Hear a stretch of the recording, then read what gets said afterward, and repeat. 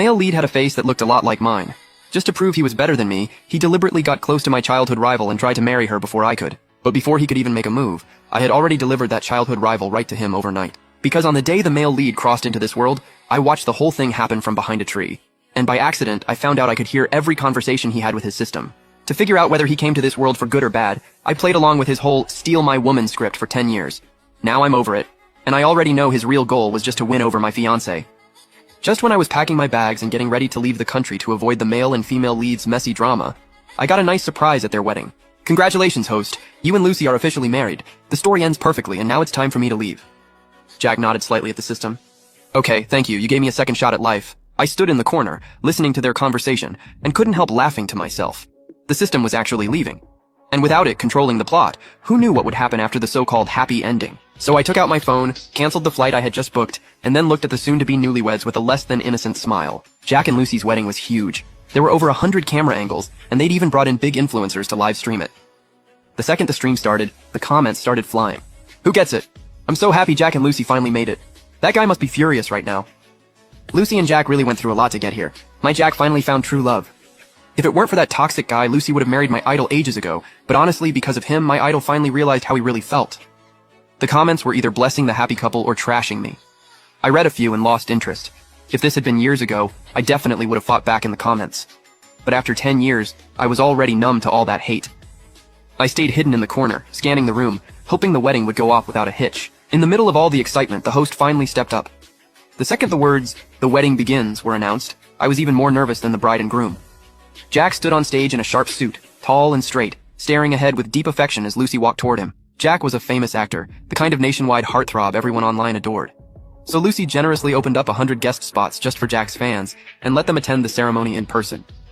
The girls standing next to me were probably some of them. One girl pointed at the stage and screamed, "Look, they're exchanging rings!" Hearing that, I looked back at the stage. Lucy had already slipped the ring onto Jack's finger.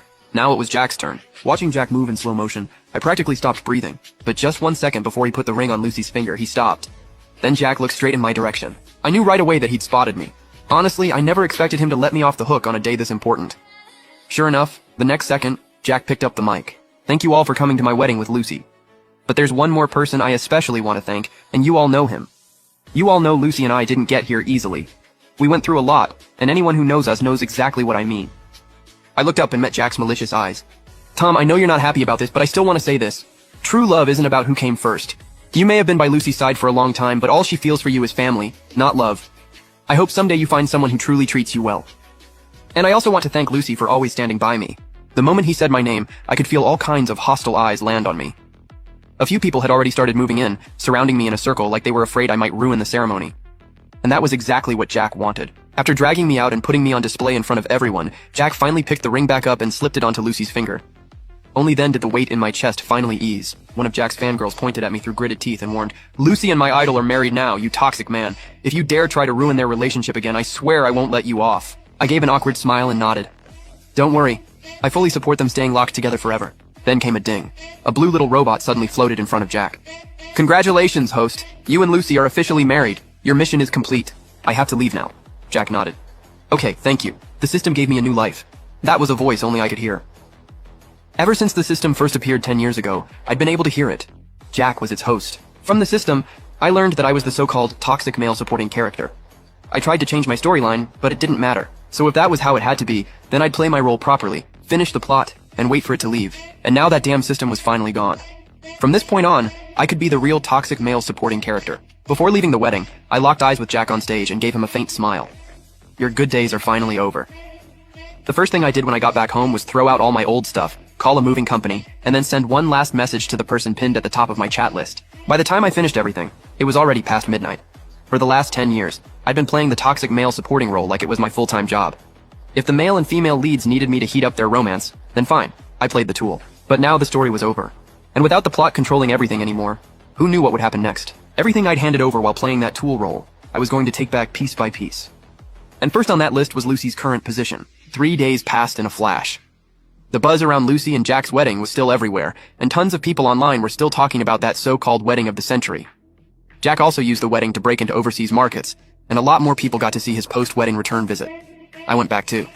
Before I even walked in, I could hear laughter from inside. I didn't need to see it to imagine the warm, happy family scene in there.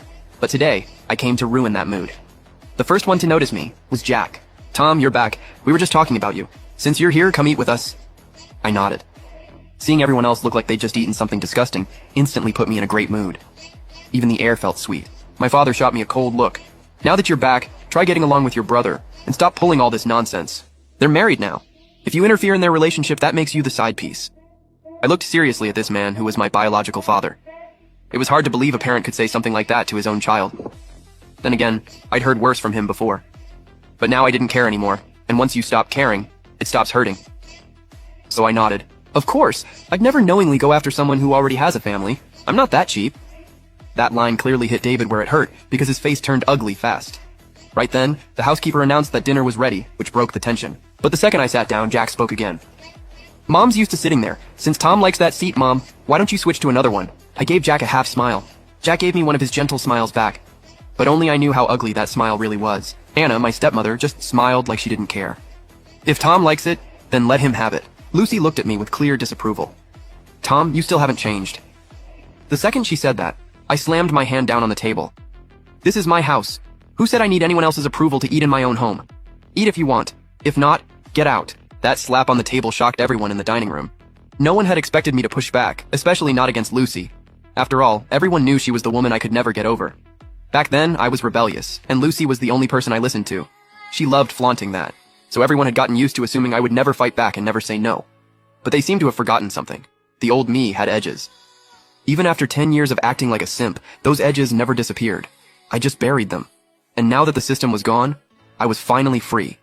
From now on, I was going to do whatever felt right and never force myself to suffer again. David was the first to snap out of it. He slammed the table even harder. "Tom, have you completely lost your mind? You want me to kick you out?" Back in the day, hearing those words would have had me apologizing with tears in my eyes.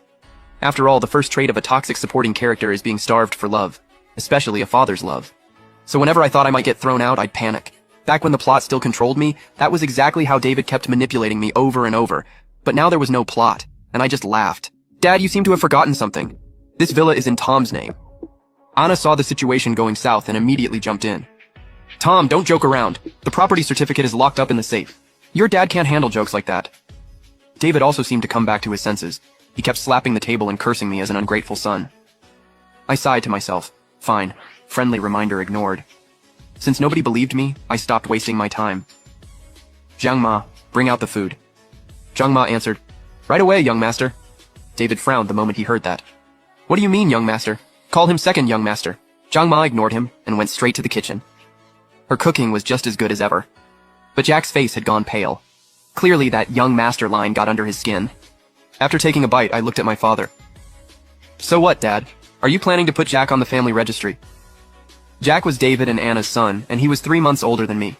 If that's really what you're planning, then let me remind you of something. The Xiao in the Xiao family belongs to Emma, not David. Emma was my mother, a gentle woman. Too bad she was hopelessly love-brained and ended up falling for a phoenix man like David. And of course, it did not end well.